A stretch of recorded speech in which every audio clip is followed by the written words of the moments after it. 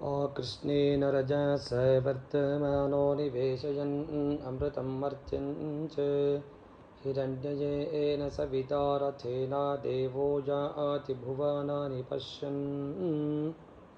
ನಮಸ್ಕಾರ. ಆತ್ಮೀಯ ಯಾಜ್ಞವಲ್ಕ್ಯ ಅಷ್ಟು ಮತ್ತು ವಾಸ್ತು ಯೂಟ್ಯೂಬ್ ಚಾನಲ್ ವೀಕ್ಷಕರಿಗೆ ಸ್ವಾಗತ. ಇಂದಿನ ಒಂದು ವಿಶೇಷವಾಗಿರ್ತಕ್ಕಂಥ ಒಂದು ಸಂಚಿಕೆಯಲ್ಲಿ ದಶಾ ಸಂಧಿಕಾಲ ಎಂದರೇನು ಅದರ ಬಗ್ಗೆ ವಿಚಾರವನ್ನು ತಿಳ್ಕೊಳ್ಳೋಣ. ಅಂದರೆ ಸಂಧಿಕಾಲ ಆಗ್ತಕ್ಕಂಥದ್ದು ವಿಶೇಷವಾಗಿ 3 ದಶಾ ಸಂಧಿಗೆ ಹೆಚ್ಚಿನ ಒಂದು ಪ್ರಾಮುಖ್ಯತೆಯನ್ನು ನಾವು ಕೊಡ್ತೇವೆ. ಅದರ ವಿಚಾರವಾಗಿ ಇಂದಿನ ಒಂದು ಸಂಚಿಕೆಯಲ್ಲಿ ಯಾವ ಸಮಯವನ್ನು ಆ ದಶಾ ಸಂಧಿಕಾಲ ಅಂಥೇಳಿ ಕರಿತೀವಿ ಅಂತೇಳಿ ಅದರ ಬಗ್ಗೆ ವಿಶ್ಲೇಷಣೆಯನ್ನು ಮಾಡೋಣ. ಸಾಮಾನ್ಯವಾಗಿ ಒಂದು ಜ್ಯೋತಿಷ್ಯ ಶಾಸ್ತ್ರದಲ್ಲಿ ಮುಂದೆ ಆಗ್ತಕ್ಕಂಥ ಒಂದು ಸಂಭವಿಸ್ತಕ್ಕಂಥದ್ದು ಒಳ್ಳೆಯದಾಗ್ಬೋದು ಅಥವಾ ಕೆಟ್ಟದ್ದಾಗ್ಬೋದು, ಆ ಒಂದು ಘಟನೆಗಳನ್ನು ತಿಳಿಬೇಕು ಅಂದಾಗ ಉಪಯೋಗಿಸ್ತಕ್ಕಂಥ ಒಂದು ಪದ್ಧತಿ ಅಂದರೆ ಈ ದಶಾಕಾಲ ಅಂತೇಳಿ ಹೇಳ್ತೀವಿ. ಅಂದರೆ ದಶಾಕಾಲ ಅಂದರೆ ಆ ಒಂದು ಗ್ರಹಗಳ ದಶೆ ನಡೀತಕ್ಕಂಥ ಒಂದು ಸಂದರ್ಭದಲ್ಲಿ ಕೆಟ್ಟದಾಗ್ಬೋದು ಅಥವಾ ಒಳ್ಳೆಯದಾಗ್ಬೋದು, ಅದು ಮುಂದೆನೇ ಸೂಚನೆಯನ್ನು ಕೊಡ್ತಕ್ಕಂಥದ್ದು ಆ ಒಂದು ಸಮಯ. ಜ್ಯೋತಿಷ್ಯ ಹೇಳ್ತಕ್ಕಂಥ ಶಾಸ್ತ್ರಜ್ಞರು ಹಲವಾರು ರೀತಿಯ ಒಂದು ದಶಾ ಪದ್ಧತಿಗಳನ್ನು ಆಧಾರವಾಗಿಟ್ಟುಕೊಂಡು ಆ ಒಂದು ಭವಿಷ್ಯವನ್ನು ನುಡಿತಾರೆ. ಅವುಗಳಲ್ಲಿ ವಿಶೇಷವಾಗಿರ್ತಕ್ಕಂಥದ್ದು ಒಂದು ಅಂದರೆ ವಿಂಶೋತ್ತರಿ ದಶಾ ಅಂತ ಆಗ್ಬೋದು, ಸಮಸಪ್ತಕ ದಶಾ ಅಂತೇಳಿ, ಅಷ್ಟೋತ್ತರ ದಶಾ ಅಂತೇಳಿ ಆಗ್ತಕ್ಕಂಥದ್ದು. ಈ ರೀತಿಯ ಒಂದು ವಿಶೇಷವಾಗಿರ್ತಕ್ಕಂಥ ಒಬ್ಬೊಬ್ಬರ ಪದ್ಧತಿಯಲ್ಲಿ ಒಂದೊಂದು ರೀತಿಯ ಒಂದು ದಶಾ ಪದ್ಧತಿಗಳಿವೆ. ಅದಕ್ಕೆ ಸಂಬಂಧಪಟ್ಟ ಹಾಗೆ ಸಮಸ್ಯೆ ಬರ್ತಕ್ಕಂಥದ್ದನ್ನು ತೋರಿಸ್ತಕ್ಕಂಥ ಒಂದು ಪದ್ಧತಿ ಅಂತ ಹೇಳ್ಬೋದು. ಈ ಎಲ್ಲ ದಶಾ ಪದ್ಧತಿಗಳಲ್ಲಿ ಒಂದು ಪರಾಶರ ಮುನಿಗಳ ಹೋರಾಶಾಸ್ತ್ರದಲ್ಲಿ ವಿಂಶೋತ್ತರಿ ದಶಾ ಅಂದರೆ 120 ವರ್ಷ ದಶಾ ಪದ್ಧತಿಯ ಒಂದು ವಿಶೇಷವಾಗಿರ್ತಕ್ಕಂಥ ಒಂದು ತುಂಬ ಶ್ರೇಷ್ಠವಾಗಿರ್ತಕ್ಕಂಥ ಒಂದು ಪದ್ಧತಿ ಅಂತೇಳಿ ಹೇಳ್ಬೋದು. ಅಂದರೆ ಇದು ಹೀಗೆ ಆಗುತ್ತೆ, ಮುಂದೆ ಒಳ್ಳೆಯದಾಗ್ಬೋದು ಅಥವಾ ಕೆಟ್ಟದ್ದಾಗ್ಬೋದು, ಅದು ವಿಚಾರ ಅಲ್ಲ. ಅದನ್ನು ಹೇಳ್ತಕ್ಕಂಥ ಒಂದು ಕರಾರುವಕ್ಕಾಗಿರ್ತಕ್ಕಂಥ ಒಂದು ದಶಾ ಪದ್ಧತಿ ಅಂದರೆ ಈ ಒಂದು ಪದ್ಧತಿಯಲ್ಲಿ ನಿರ್ಧಾರವನ್ನು ಮಾಡಬಹುದು ಅಂತೇಳಿ ಹೇಳ್ಬೋದು.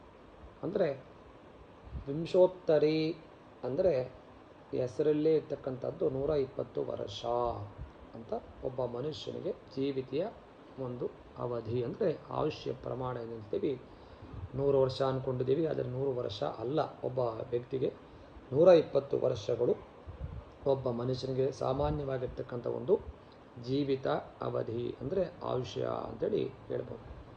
ಈ 120 ವರ್ಷಗಳನ್ನು ನವಗ್ರಹಗಳು ಒಂದು ವ್ಯಕ್ತಿ ಪ್ರಾರಬ್ಧ ಕರ್ಮಕ್ಕೆ ಅನುಗುಣವಾಗಿ ಶುಭ ಮತ್ತು ಅಶುಭ ಫಲಗಳನ್ನು ನಿರ್ಧಾರವನ್ನು ಮಾಡಿ ಆ ಒಂದು ವ್ಯಕ್ತಿಯ ಜನ್ಮ ನಕ್ಷತ್ರದ ಅಧಿಪತಿಯ ಮೂಲಕ, ಅಂದರೆ ಆ ವ್ಯಕ್ತಿ ಹುಟ್ಟಿರ್ತಕ್ಕಂಥ ನಕ್ಷತ್ರದ ಅಧಿಪತಿಯ ಮೂಲಕ ಜಾತಕನ ಒಂದು ದಶಾ ಅಂತೇನು ಹೇಳ್ತೀವಿ ಪ್ರಾರಂಭ ಆಗ್ತಕ್ಕಂಥದ್ದು ಕಾಣ್ತೀವಿ. ಕಾಮನ್ನಾಗಿ ಇರ್ತಕ್ಕಂಥದ್ದು ವಿಶೇಷವಾಗಿ ಈ ದಶಾ ಅಂತೇನು ಹೇಳ್ತೀವಿ ಯಾವ ರೀತಿ ನಿರ್ಧಾರವನ್ನು ಮಾಡಿದ್ದಾರೆ ನಮ್ಮ ಹಿರಿಯರು ಅಂದಾಗ, ಭರಣಿ ಪೂರ್ವ ಫಲ್ಗುಣಿ ಪೂರ್ವಾಷಾಢ ನಕ್ಷತ್ರದಲ್ಲಿ ಜನಿಸಿದಾಗ ಶುಕ್ರದಶದಲ್ಲಿ ಪ್ರಾರಂಭ ಆಗ್ತಾರೆ. ಈ ಒಂದು ಸಮಯ 20 ವರ್ಷ ಅವಧಿಯಾಗಿರುತ್ತೆ. ಅದೇ ರೀತಿಯಲ್ಲಿ ಕೃತ್ತಿಕಾ ಉತ್ತರಾಷಾಢ ನಕ್ಷತ್ರದಲ್ಲಿ ಜನಿಸಿದಾಗ ರವಿದೇಶೆಯಲ್ಲಿ ಜನಿಸಿದ್ದಾರೆ, ಅಂದರೆ 6 ವರ್ಷದ ಅವಧಿ ಇರುತ್ತೆ. ರೋಹಿಣಿ ಹಸ್ತ ಶ್ರವಣ ಈ ನಕ್ಷತ್ರದಲ್ಲಿ ಜನಿಸಿದಾಗ ಚಂದ್ರದಶ 10 ವರ್ಷ ಅವಧಿಯಲ್ಲಿ ಇರುತ್ತೆ. ಮೃಗಶಿರ ಚಿತ್ತ ಧನಿಷ್ಠ ಈ ನಕ್ಷತ್ರದಲ್ಲಿ ಜನಿಸಿದಾಗ ಕುಜದಶಲ್ಲಿ ಹುಟ್ತಾರೆ ಮಕ್ಕಳು. 7 ವರ್ಷ ಆ ಒಂದು ಸಮಯದ ಅವಧಿಯಾಗಿರುತ್ತೆ ಅಂತೇಳಿ ಹೇಳ್ಬೋದು. ಮತ್ತು ಕುಜದಶ ಆದ ಮೇಲೆ ಬರ್ತಕ್ಕಂಥದ್ದು ರಾಹುದಶ. ಅಂದರೆ ಈ ರಾಹುದಶೆಯಲ್ಲಿ ಬರ್ತಕ್ಕಂಥ ನಕ್ಷತ್ರಗಳು ಆರಿದ್ರ ಸ್ವಾತಿ ಶತಭಿಷ ನಕ್ಷತ್ರದಲ್ಲಿ ಜನಿಸಿದಾಗ ರಾಹುದಶ ಅಂದರೆ 18 ವರ್ಷದ ಒಂದು ಸಮಯದಲ್ಲಿ ಇರುತ್ತೆ. ಆ ರಾಹುದಶೆಯಲ್ಲಿ ಆ ಮಕ್ಕಳು ಜನಿಸಿದ್ದಾರೆ. ಮುಂದೆ ಬರ್ತಕ್ಕಂಥದ್ದು ಗುರುದಶೆ. ಪುನರ್ವಸು ವಿಶಾಖ ಪೂರ್ವಾಭಾದ್ರ ಈ ನಕ್ಷತ್ರದಲ್ಲಿ ಜನಿಸಿದಾಗ ಗುರುದಶ ಅಂದರೆ 16 ವರ್ಷಗಳ ಒಂದು ಸಮಯ ಇರುತ್ತೆ. ಈ ದಶೆಯಲ್ಲಿ ಜನಿಸುತ್ತಾರೆ ಅಂತೇಳಿ ಹೇಳ್ಬೋದು. ಮುಂದೆ ಶನಿ ದಶ ಅನ್ನೋದು 19 ವರ್ಷ. ಈ 19 ವರ್ಷ ಶನಿ ದಶೆಯಲ್ಲಿ ಹುಟ್ಟತಕ್ಕಂಥ ನಕ್ಷತ್ರಗಳು ಯಾವುದಪ್ಪ ಅಂದರೆ ಪುಷ್ಯ ನಕ್ಷತ್ರ, ಅನುರಾಧ ನಕ್ಷತ್ರ, ಉತ್ತರಾಭಾದ್ರ ನಕ್ಷತ್ರದಲ್ಲಿ ಮಕ್ಕಳು ಜನಿಸಿದಾಗ ಶನಿ ದಶೆ ಅನ್ನೋದು 19 ವರ್ಷ ಸಮಯವನ್ನು ಇರುತ್ತೆ ಅಂತೇಳಿ ಹೇಳ್ಬೋದು.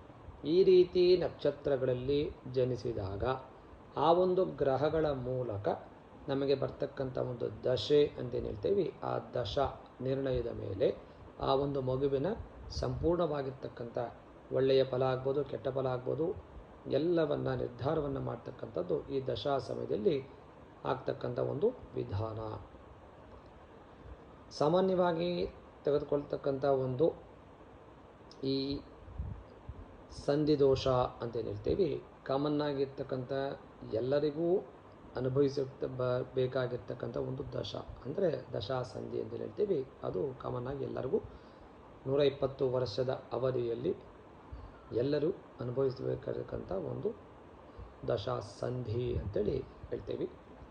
ಆ ಒಂದು ದಶಾ ಸಂಧಿ ಬಂದಾಗ ಸಾಮಾನ್ಯವಾಗಿ ಸ್ವಲ್ಪ ವ್ಯವಹಾರದಲ್ಲಿ ಆರ್ಥಿಕ ಹಿನ್ನಡೆ ಆಗ್ತಕ್ಕಂಥದ್ದು ಅಥವಾ ಆರೋಗ್ಯದ ಸಮಸ್ಯೆ ಬರ್ತಕ್ಕಂಥದ್ದು, ಹೆಚ್ಚಿನ ರೀತಿಯಲ್ಲಿ ಅಪಘಾತಗಳಾಗ್ತಕ್ಕಂಥದ್ದು, ಒಬ್ಬ ಮನುಷ್ಯನಿಗೆ ಬೇಕಾಗಿರ್ತಕ್ಕಂಥ ನೆಮ್ಮದಿಯನ್ನು ಕಳೆದುಕೊಡ್ತಕ್ಕಂಥ ಒಂದು ಸಂದರ್ಭ ಆಗ್ಬೋದು. ಏನೇ ಹಣ ಇದ್ದರೂ ಅಥವಾ ಆಸ್ತಿ ಇದ್ದರೂ ನೆಮ್ಮದಿ ಅನ್ನೋದು ಕಳೆದುಕೊಡ್ತಕ್ಕಂಥ ಒಂದು ಸಂದರ್ಭ ಆಗ್ಬೋದು. ಯಾವುದೋ ಒಂದು ರೀತಿಯಲ್ಲಿ ಒಂದು ಕೆಟ್ಟ ಒಂದು ಸಮಸ್ಯೆಯನ್ನು ಆ ಒಂದು ಸಮಯದಲ್ಲಿ ಅಂದರೆ ದಶಾ ಸಂಧಿ ಅಂತ ಹೇಳಿದ್ವಲ್ಲ, ಆ ಒಂದು ಸಮಯದಲ್ಲಿ ಸಾಮಾನ್ಯವಾಗಿ ಬರ್ತಕ್ಕಂಥ ಒಂದು ಸಮಸ್ಯೆಗಳು ಆಗಿರುತ್ತೆ ಅಂತೇಳಿ ಹೇಳ್ಬೋದು. ಸಾಮಾನ್ಯ ಒಂದು ಎಕ್ಸಾಂಪಲ್ ಅಂತ ನಾವೇನು ತಗೊಳ್ತೀವಿ, ಎಕ್ಸಾಂಪಲ್ ಅಂತ ತಗೊಂಡಾಗ ಆಶ್ಲೇಷ ಮತ್ತು ಜ್ಯೇಷ್ಠ ರೇವತಿ ನಕ್ಷತ್ರದಲ್ಲಿ ಜನಿಸಿದಾಗ ಬುಧ ದಶಾ 17 ವರ್ಷ ಬರುತ್ತೆ. ಈ ಒಂದು ಬುಧ ದಶೆಯಲ್ಲಿ ಹುಟ್ಟಿದಾಗ ಸಾಮಾನ್ಯವಾಗಿ 120 ವರ್ಷ ದಶಾಕಾಲದಲ್ಲಿ ಒಂದು ದಶಾಕಾಲ ಮುಗಿದು ಇನ್ನೊಂದು ದಶಾಕಾಲ ಹಿಡಿಯುವ ಸಮಯವನ್ನು ದಶಾ ಸಂಧಿಕಾಲ ಅಂತೇಳಿ ಕರಿತೀವಿ. ಇವುಗಳಲ್ಲಿ ಸಾಮಾನ್ಯವಾಗಿರ್ತಕ್ಕಂಥದ್ದು 3 ವಿಶೇಷವಾಗಿರ್ತಕ್ಕಂಥ ಒಂದು ದಶಾ ಸಂಧಿಕಾಲ ಅನ್ನುವುದು ಒಂದು ಜ್ಯೋತಿಷ್ಯ ಶಾಸ್ತ್ರದಲ್ಲಿ ಹೆಚ್ಚಿನ ರೀತಿಯಲ್ಲಿ ಪ್ರಾಮುಖ್ಯತೆಯನ್ನು ಕೊಡ್ತಕ್ಕಂಥದ್ದು. ಮತ್ತು ಆ ಒಂದು ಸಂಧಿಶಾಂತಿ ಸಮಯದಲ್ಲಿ ಪರಿಹಾರಗಳನ್ನು ಮಾಡ್ತಕ್ಕಂಥದ್ದು ಮಾಡುವುದು ಒಂದು ಪದ್ಧತಿಯಾಗಿ ಬಂದಿದೆ ಅಂತೇಳಿ ಹೇಳ್ಬೋದು. ಯಾಕೆ ಅಂದರೆ ನಿಮಗೆ ಹಿಂದೆನೇ ಹೇಳಿದ್ದೀವಿ, ಆ ಒಂದು ಸಂಧಿ ಶಾಂತಿ, ಆ ಒಂದು ಸಂಧಿಗಳು ಅಂದರೆ ಬರತಕ್ಕಂಥ ಸಂದರ್ಭದಲ್ಲಿ ಕೆಲವು ಕೆಟ್ಟ ಸಮಯ ಅಂತೇನು ಹೇಳ್ತೀವಿ, ಆ ಸಮಯ ಪ್ರಾರಂಭ ಆಗ್ತಕ್ಕಂಥ ಸಮಯದಲ್ಲಿ ಇದಕ್ಕೆ ಸಂಬಂಧಪಟ್ಟ ಹಾಗೆ ಶಾಂತಿಗಳನ್ನು ಮಾಡಿಸಿಕೊಂಡಾಗ ಆಗ್ತಕ್ಕಂಥ ಒಂದು ಕೆಟ್ಟ ಪರಿಣಾಮ ಏನು ಇರುತ್ತಲ್ಲ, ಅದು ಸ್ವಲ್ಪ ಕಮ್ಮಿ ಆಗುವ ನಿಟ್ಟಿನಲ್ಲಿ ಪ್ರಯೋಜನವನ್ನು ಕೊಡುತ್ತೆ. ಆ ಒಂದು ಉದ್ದೇಶದಿಂದ ಆ ಒಂದು ಸಂಧಿ ಅಂತ ಏನು ಹೇಳ್ತೀವಿ ಬಂದಾಗ ಈ ಶಾಂತಿಗಳನ್ನು ಮಾಡಿಸಿಕೊಳ್ಳೋದು ತುಂಬ ಒಳ್ಳೆಯದು ಅಂತೇಳಿ ಹೇಳ್ಬೋದು. ವಿಶೇಷವಾಗಿರ್ತಕ್ಕಂಥದ್ದು ಯಾವುದು ಆ 3 ಸಂಧಿ ಅನ್ನೋ ವಿಚಾರವನ್ನು ನಾವು ನೋಡಿದಾಗ ಕುಜರಾಹು ಒಂದು ಸಂಧಿ, ಮತ್ತು ರಾಹು ಬೃಹಸ್ಪತಿ ಒಂದು ಸಂಧಿ, ಮತ್ತು ಶುಕ್ರಾದಿತ್ಯ ಒಂದು ಸಂಧಿ. ಈ 3 ವಿಶೇಷವಾಗಿರ್ತಕ್ಕಂಥ ಸಂಧಿಕಾಲ ಅಂತೇನು ಹೇಳ್ತೀವಿ. ಈ ಸಂಧಿಕಾಲ ಬಂದಾಗ ಸಮಸ್ಯೆಗಳು ಬರ್ತಕ್ಕಂಥ ಸಂದರ್ಭವನ್ನು ಹೆಚ್ಚಿನ ರೀತಿಯಲ್ಲಿ ತೋರಿಸುತ್ತೆ. ಹಾಗಾಗಿ ಆ ಒಂದು ಸಮಸ್ಯೆ ಬರುವ ಮೊದಲು ಆ ಒಂದು ಒಳ್ಳೆಯ ಸಮಯದಲ್ಲಿ ಶಾಂತಿಗಳನ್ನು ಮಾಡಿಸಿಕೊಳ್ಳೋದು ತುಂಬ ಉಪಯುಕ್ತ ಅಂತೇಳಿ ಹೇಳ್ತೀವಿ. ಯಾವ ರೀತಿ ನಾವು ಈ ಸಂಧಿಕಾಲವನ್ನು ನೋಡ್ತೀವಿ ಅಥವಾ ಯಾವ ರೀತಿ ನಾವು ಅದನ್ನು ಕ್ಯಾಲ್ಕುಲೇಟ್ ಅಂತ ಹೇಳ್ತೀವಿ, ಲೆಕ್ಕಾಚಾರವನ್ನು ಹಾಕಬೇಕು, ಯಾವಾಗ ನಮಗೆ ಗೊತ್ತಾಗತ್ತೆ, ನಾವು ನೋಡ್ಕೋಬೋದಾ ಅಂದರೆ ಖಂಡಿತವಾಗಿ ನೀವು ಸಹ ಪ್ರತಿಯೊಬ್ಬ ವ್ಯಕ್ತಿಯು ಆ ಒಂದು ಸಮಯದಲ್ಲಿ ನೀವೇ ನಿಮ್ಮ ಜಾತಕವನ್ನು ನೋಡಿ ನಿರ್ಧಾರವನ್ನು ಮಾಡ್ತಕ್ಕಂಥದ್ದು ಒಳ್ಳೆಯದು. ಅಥವಾ ನಿಮಗೆ ಅದರ ಬಗ್ಗೆ ಗೊತ್ತಿಲ್ಲ ಅಂದ ಪಕ್ಷದಲ್ಲಿ ಜ್ಯೋತಿಷ್ಯ ಓದಿರ್ತಕ್ಕಂಥ ಪಂಡಿತರಲ್ಲಿ ಅದರ ಬಗ್ಗೆ ವಿಚಾರವನ್ನು ತಿಳಿದುಕೊಂಡು ಅದರ ಮೂಲಕ ಒಂದು ಶಾಂತಿಗಳನ್ನು ಮಾಡಿಸಿಕೊಡೋದು ತುಂಬ ಒಳ್ಳೆಯದು. ಯಾವ ರೀತಿ ಸಂಧಿ ಆಗತ್ತೆ ಅನ್ನೋ ಬಗ್ಗೆ ನೋಡಿದಾಗ ಕುಜರಾಹು ಒಂದು ದಶಾಸಂಧಿ ಅಂತ ಹೇಳಿದ್ದೀವಿ. ಯಾವ ರೀತಿ ಪ್ರಾರಂಭ ಆಗುತ್ತೆ ಅಂದರೆ ಕುಜನ ದಶೆ ಕಾಲ ಮುಗಿದು ರಾಹು ದಶ ಹಿಡಿಯುವ ಒಂದು ಸಮಯ. ಅಂದರೆ ಕುಜ ದಶೆ ಅಂತೇಳಿ ನಿಮಗೆ ಆಗಲೇ 7 ವರ್ಷ ಅವಧಿ ಇರುತ್ತೆ ಅಂತ ಹೇಳಿದ್ದೀವಿ. ಅದೇ ರೀತಿ ರಾಹು ದಶ ಅನ್ನುವುದು 18 ವರ್ಷ ಇರತಕ್ಕಂಥ ಒಂದು ಸಮಯ. ಇಲ್ಲಿ ಯಾವ ರೀತಿ ನಾವು ಸಮಯವನ್ನು ತೆಗೆದುಕೋಬೇಕು ಅಂದಾಗ ಕುಜ ದಶ 7 ವರ್ಷ ಸಮಯ ನಡೀತಾ ಇರುತ್ತೆ. ಕೊನೆಯ ಒಂದು ವರ್ಷ ಅಥವಾ 6 ತಿಂಗಳು, ಕುಜ ದಶ 6 ತಿಂಗಳು ಅವಧಿ ಸಮಾಪ್ತಿಯಾಗುತ್ತೆ ಅನ್ನುವ ಒಂದು ಸಮಯದಲ್ಲಿ ರಾಹು ದಶ 6 ತಿಂಗಳು ಪ್ರಾರಂಭ ಮುಂದೆ ಆಗುತ್ತೆ ಅನ್ನುವ ಒಂದು ಸಮಯದಲ್ಲಿ ಬಿಫೋರ್ ಅಂದರೆ ಮೊದಲೇ 6 ತಿಂಗಳಿಗೆ ಒಳಗಾಗಿ ಈ ಒಂದು ಶಾಂತಿಯನ್ನು ಮಾಡಿಸ್ಕೊಳ್ತಕ್ಕಂಥದ್ದು ತುಂಬ ಒಳ್ಳೆಯ ಒಂದು ಫಲವನ್ನು ಕೊಡುತ್ತೆ ಅಂತೇಳಿ ಹೇಳು. ಅಂದರೆ ನಿಮಗೀಗ ಅರ್ಥ ಆಗಿರಬೇಕು ಹೇಳ್ತಕ್ಕಂಥ ಒಂದು ವಿಧಾನ. ಕುಜ ದಶ 7 ವರ್ಷ ಇರ್ತಕ್ಕಂಥ ಒಂದು ಸಮಯ. ಆ ಸಮಯ 7 ವರ್ಷ ಅಂದರೆ 6 ವರ್ಷ 6 ತಿಂಗಳು ಕಳೆದ ನಂತರ ಇನ್ನು 6 ತಿಂಗಳು ಬ್ಯಾಲೆನ್ಸ್ ಇರುತ್ತೆ. ರಾಹು ದೋಷ 18 ವರ್ಷ ಸಮಯ ಅವಧಿಯಾಗಿರುತ್ತೆ. ಆ ಒಂದು ಸಮಯದಲ್ಲಿ ಬಿಫೋರ್ 6 ತಿಂಗಳ ಒಳಗಾಗಿ ಪ್ರಾರಂಭ ಆಗ್ತಕ್ಕಂಥ 6 ತಿಂಗಳ ಒಳಗಾಗಿ ಈ ಸಂಧಿ ಶಾಂತಿಗಳನ್ನು ಮಾಡಿಸಿಕೊಳ್ತಕ್ಕಂಥದ್ದು ತುಂಬ ಸೂಕ್ತ. ಮತ್ತು ಎರಡನೇದು ಏನು ಹೇಳಿದ್ವಿ, ರಾಹು ಬೃಹಸ್ಪತಿ ಒಂದು ದಶಾಸಂಧಿ. ಅಂದರೆ ಇದು ಯಾವ ರೀತಿ ಅಂದರೆ ಸೇಮ್ ಅದೇ ಥರ ರಾಹು ದಶ ಮುಗಿದು ಗುರುದಶ ಅಂದರೆ ರಾಹು ದಶ 18 ವರ್ಷ ಕಾಲ ಮುಗಿದು ಗುರುದಶ ಪ್ರಾರಂಭ ಆಗ್ತಕ್ಕಂಥ ಬಿಫೋರ್ 6 ತಿಂಗಳು ಅಂದರೆ 17 ವರ್ಷ 6 ತಿಂಗಳು ರಾಹುದಶ ಮುಗಿದ ನಂತರದಲ್ಲಿ ಇನ್ನು 6 ತಿಂಗಳು ಬ್ಯಾಲೆನ್ಸ್ ಇದ್ದಾಗ ಆ ಗುರುದಶ ಪ್ರಾರಂಭ ಆಗ್ತಕ್ಕಂಥ ಸಂದರ್ಭದಲ್ಲಿ ಈ ಒಂದು ಸಂಧಿ ಶಾಂತಿಯನ್ನು ಮಾಡಿಸ್ಕೊಳ್ತಕ್ಕಂಥದ್ದು ತುಂಬ ಒಳ್ಳೆಯದು. ಇದೇ ರೀತಿ ಶುಕ್ರಾದಿತ್ಯ ಸಂಧಿ ಅಂತ ಹೇಳಿದ್ವಿ. ಅದೇ ರೀತಿಯ ಶುಕ್ರನ ಒಂದು ದಶೆ ಮುಗಿತಕ್ಕಂಥ ಸಂದರ್ಭದಲ್ಲಿ 6 ತಿಂಗಳು ಬಿಫೋರ್ ರವಿ ದಶೆ ಸ್ಟಾರ್ಟ್ ಆಗ್ತಕ್ಕಂಥ ಸಂದರ್ಭದಲ್ಲಿ ಈ ಒಂದು ಶಾಂತಿಯನ್ನು ಮಾಡಿಸ್ಕೊಳ್ತಕ್ಕಂಥದ್ದು ತುಂಬ ಒಳ್ಳೆಯದು ಅಂತೇಳಿ ಹೇಳ್ಬೋದು. ಈ 3 ದಶಾಸಂಧಿಗಳಲ್ಲಿ ವಿಶೇಷವಾಗಿರ್ತಕ್ಕಂಥದ್ದು ಕುಜರಾಹು ಸಂಧಿ ಅಂತಕ್ಕಂಥದ್ದು ತುಂಬ ಕೆಟ್ಟ ಒಂದು ಪರಿಣಾಮವನ್ನು ಕೊಡ್ತಕ್ಕಂಥ ಒಂದು ಸಂಧಿ ಕಾಲ ಅಂತೇಳಿ ಹೇಳ್ಬೋದು.